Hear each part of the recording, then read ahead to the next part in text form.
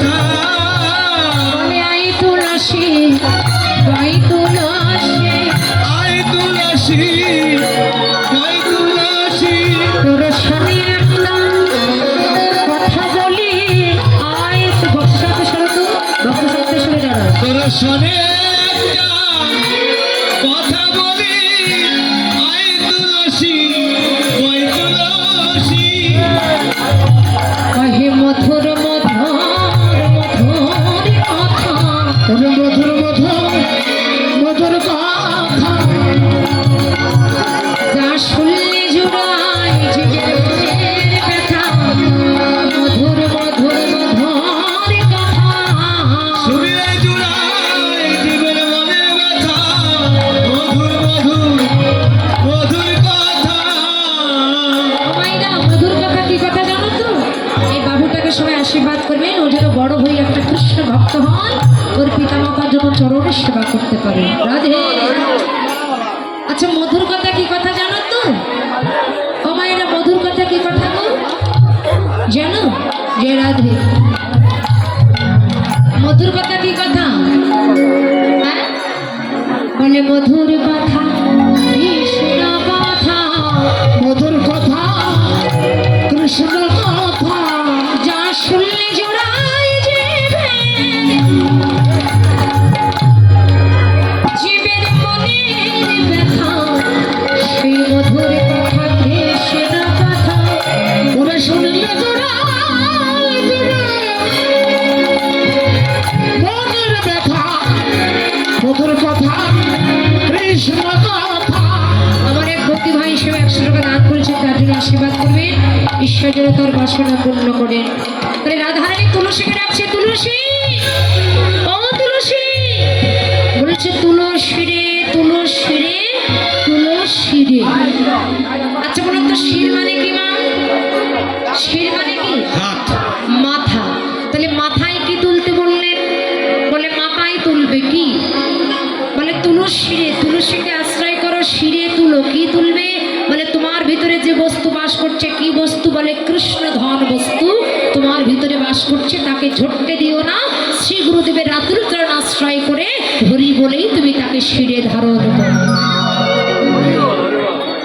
আবার বলছে যদি পারো সকাল সকাল তুলসী চরণ আশ্রয় করো। এই মনিটাকে সবাই আশীর্বাদ করবেন যেন বড় হয়ে একটা কৃষ্ণ ভক্ত হয়। এই জন্য বলছে তুলসীকে আশ্রয় করো। আমার ভগবান তিনি কিন্তু তুলসীকে খুব ভালোবাসেন। এই জায়গাটা একটু মন দিয়ে শোনো, আমার দিকে লক্ষ্য করুন। মানে তুলসীকে ভালোবাসেন। এই জন্য আমাদের মতো জগৎজীবকে লক্ষ্য করে বললেন, এই জগতে আপনি গোবিন্দ সেবা নাই বা করুন, যদি তুলসীকে সেবা দিয়ে সন্তুষ্ট করতে পারেন, তুলসী আপনার হাত ধরে গোবিন্দের চরণ প্রাপ্তে নিয়ে যান। এই জন্য আমাদের প্রতি প্রত্যেকের কর্তব্য কি? তুলসী আরতি, তুলসী কীর্তন, তুলসী পূজা, তুলসী অর্চনা, তুলসী বন্দনা। আমাদের প্রতি প্রত্যেকের কর্তব্য কি? এই তুলসী মালা কণ্ঠে ধারণ করা।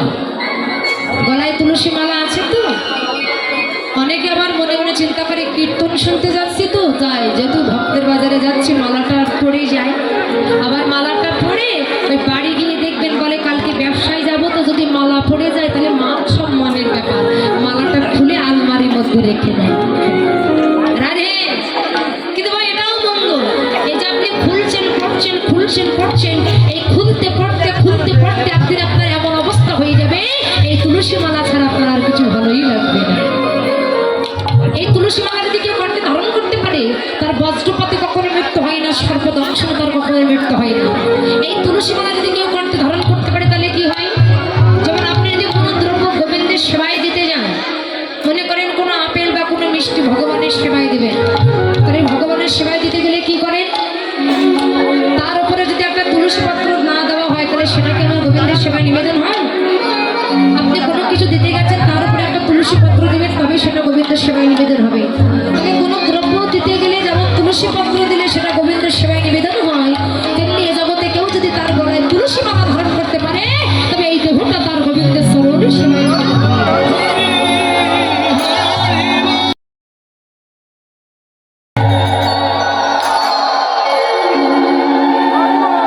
বলেছে এই দেহটা তার গোবিন্দের সেবায় নিবেদন হয়ে যায়। আর আপনার বাড়িতে প্রত্যেকটা জায়গায় যদি আপনি তুলসী বৃক্ষ রোপণ করতে পারেন আপনার বাড়িটা নববৃন্দাবনে পরিণত হয়ে যাবে। রাধে, শুধু বাবা তাই নয়, আমার আরেক বাবা তিনি 100 টাকা দান করেছেন, ঈশ্বরের কাছে প্রার্থনা করি তিনি যে মনস্কামনা দান করেছেন ঈশ্বর যেন তার মনস্কামনা পরিপূর্ণ করেন। শুধু তাই না, বিজ্ঞানীরা পর্যন্ত বলেছে বাবা এই তুলসী যে অক্সিজেনটা ছাড়ে, এই অক্সিজেন যদি আমাদের দেহের ভিতরে প্রবেশ করে তবে তার দেহে কোনো রোগ ব্যাধি গ্রাস করতে পারবে। এই জন্য আমরা প্রত্যেক দিন বাড়িতে তুলসীকে পরিক্রমা করতে হবে, তুলসীকে আরতি করতে হবে, তুলসীকে পরিক্রমা করতে হবে। মায়েরা পরিক্রমা করেন তো, সকাল সন্ধ্যা তুলসী তলায় প্রদীপ দেন। দেখবেন আজকাল জগতের অনেক মায়েরা আছে বাবা সন্ধ্যাবেলা ওরা তুলসী তলায় প্রদীপ দিতে ভুলে যাবে কিন্তু টিভি সিরিয়াল দেখতে কিন্তু ভুলে না। আমার এক মা সেও ভগবানের নামে 100 টাকা দান করেছেন, আশীর্বাদ করবেন ঈশ্বর যেন তার মঙ্গল করে, তার সুস্বাস্থ্য কামনা করবেন। কিন্তু আমি কি কোনো ভুল কথা বললাম? আপনারা দেখবেন অনেক অনেক বাড়িতে সন্ধ্যাবেলা তুলসী তলায় প্রদীপ দিচ্ছে না, অথচ তারা টিভি সিরিয়াল নিয়ে বসে আছে। হ্যাঁ, এই জন্য তো আমাদের এত অনাচার। তাই শ্রীমতী রাধারানী তুলসীকে ডেকে বলেছে তুলসী আয় আয় আমার কাছে। এইদিকে লক্ষ্য করুন, রাধারানী তুলসীকে ডেকে বলছে তুলসী রে তুই আয় আয় আমার কাছে কাছে যা। ওরে তুলসী তুই তো কৃষ্ণ প্রিয়সী, তুলসী রে আরে তুই তো জানিস না আমি কৃষ্ণ বাদিনীর ঘরে বসত করি, আমি এমন ঘরে বসত করি তুলসী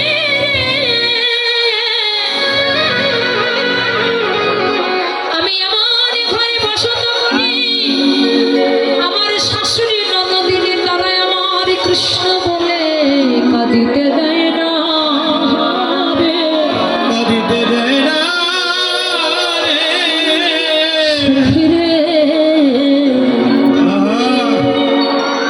ওই নীল আকাশে পানে আমার চাহিদা, সখী পানে যদি আগুন ধরে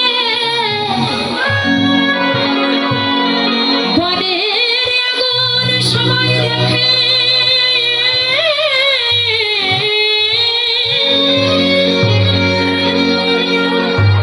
কিন্তু যদি কারো এই মনের ঘরে আগুন ধরে ওই মনের ঘরের আগুন তোকে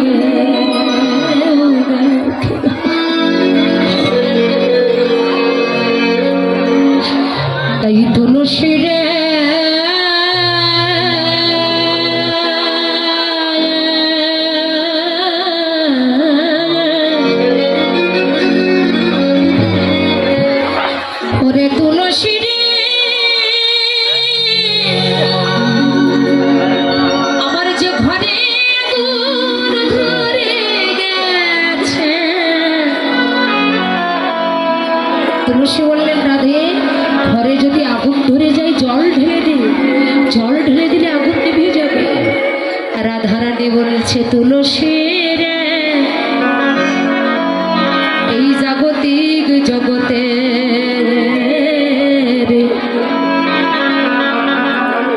কোন ঘরে যদি আগুন ধরে, সেখানে জল দিলে আগুন নিভে যায়। কিন্তু যদি কোনো কৃষ্ণ ভক্তের